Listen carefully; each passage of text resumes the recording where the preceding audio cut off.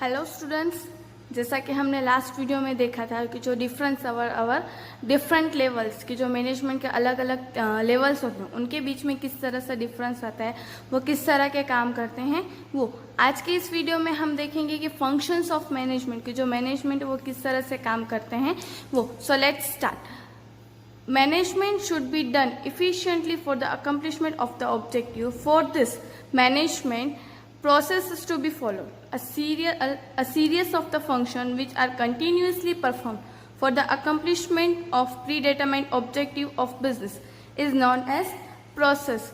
मतलब कि जो भी मैनेजमेंट जो है वो उसका काम जो है वो बहुत ही ज़्यादा इफेक्टिवली होना चाहिए कि ताकि हम हमारे बिजनेस को और भी अच्छे से कंटिन्यू कर सके। अ सीरीज ऑफ फंक्शंस की मतलब कि कंटिन्यू सीरीज जो है मेंटेन होती है, कि जो काम करने के लिए जो कंटिन्यू सीरीज मेंटेन होती है तो उस सीरीज को मेंटेन करना मतलब कि सपोज पहले प्लानिंग करना, फिर स्टाफिंग करना, ऑर्गेनाइजिंग करना, किस तरह से काम करना है, किस तरह से रॉ मटेरियल लेना, ये सारी चीज़ों को फंक्शंस को परफॉर्म करने के लिए जो सीरीज बनाई जाती है, कि जो सीक्वेंस बनाया जाता है उसे हम बिजनेस में प्रोसेस कहते हैं।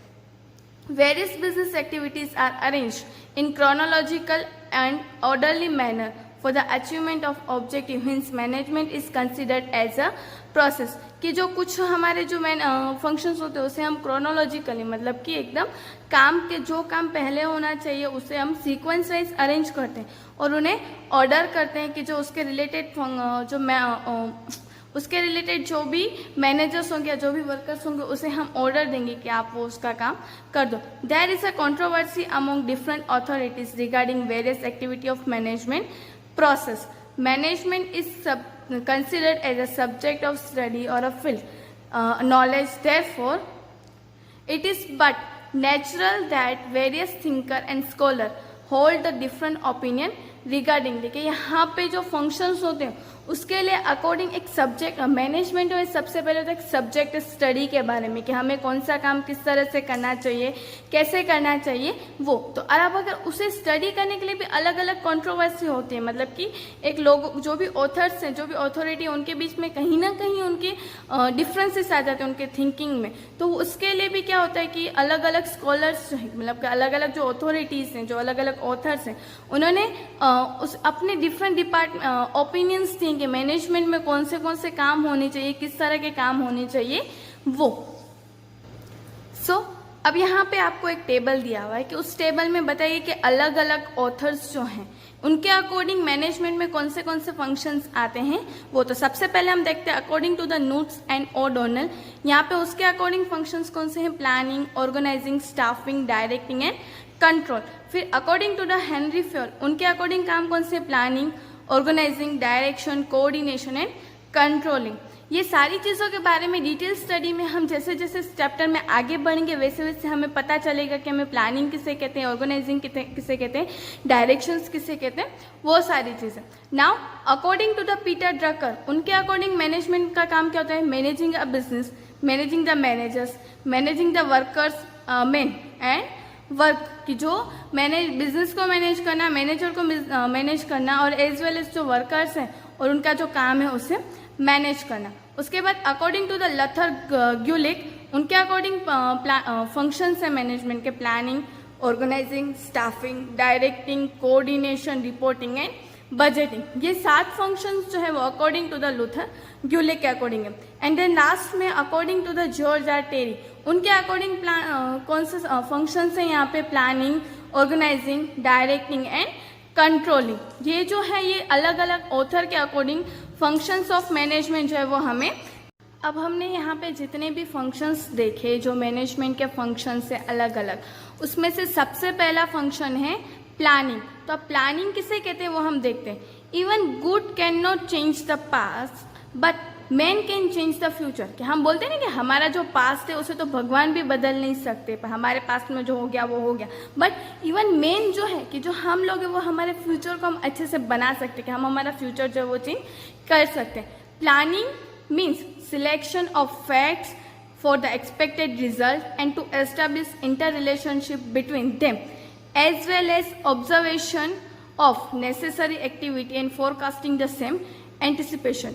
मतलब कि यहाँ पे प्लानिंग का मीनिंग क्या होता है कि हम सिलेक्शन करें कि जो भी एक्सपेक्टेड फैक्ट्स हैं कि हमें किस तरह से हमें काम करना है और वो काम करने के लिए कैसे हमें काम करना चाहिए, उसके बारे में फैक्ट्स जो है कि कौन सी रूल्स या रेगुलेशंस या हमें हमारे जो भी प्लान्स है, जो भी ऑब्जेक्टिव्स हैं, हम किस तरह से एस्टेब्लिश करेंगे। ऑब्वियसली अगर आपकी एग्जाम होती है तो आप एग्जाम से पहले एक प्लानिंग बनाते हो ना कि आज मंडे को इस सब्जेक्ट का करेंगे, ट्यूसडे को इस सब्जेक्ट का करेंगे। इसी तरह से बिजनेस में प्लानिंग करना मतलब कि जो सिलेक्शन करना है कि जो फैक्ट्स हैं कि जो कौन सी इंपॉर्टेंट फैक्ट्स हमें बिजनेस में हमें काम आने वाले और हमारा रिजल्ट क्या आएगा उसके बाद, वो सारे डिसीजंस लेना, ये होता है प्लानिंग में।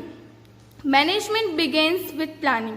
When the above advance, it is wisely considered that work, who will do, when, how, to what extent, and when work is to be finished for the achieve of predetermined objectives.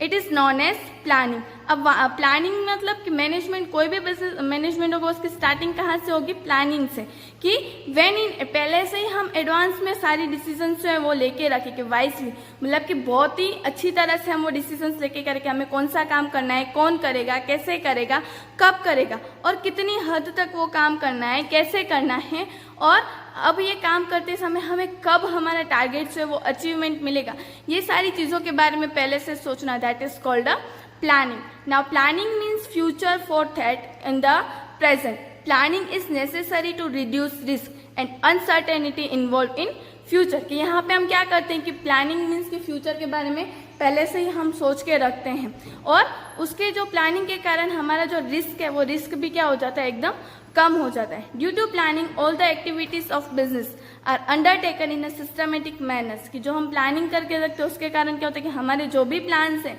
कि जो भी हमारी activities है हम एकदम proper और systematic manners में हम इजीली उन्हें इम्प्लीमेंट कर सकते हैं। It therefore become easy to achieve objectives when many alternatives are found at the same time of defining objective. Planning become useful to select the best alternative. कि suppose कि एक ही time पे मेरे पास बहुत ही ज़्यादा अगर अल्टरनेट्स आ जाते, ऑप्शंस आ जाते, तो अगर हम प्रॉपर प्लानिंग के साथ काम करेंगे तो वो प्लानिंग जो है वो हमारी बहुत ही ज़्यादा इजीली और हमारा अल्टरनेटिव मतलब कि हमें जो सिलेक्शन करना है वो हम इजीली अच्छे से हम सिलेक्ट कर सकते हैं। Planning is based for other managerial function such as organising, staffing, coordinating and controlling. Planning के कारण क्या होता है कि हमारे जो आगे के फंक्शंस हैं कि बिजनेस को ऑर्गेनाइज करना, किस तरह से हम काम करने वाले, स्टाफिंग कि वर्कर्स को हम किस तरह से अपॉइंट करेंगे, कैसे करेंगे वो, और उसके साथ साथ वर्कर्स के ऊपर हम कैसे प्रॉपर जो है वो कंट्रोल कर सकेंगे, ये सारी चीज़ों के बारे में हमें इजीली पता चलता है।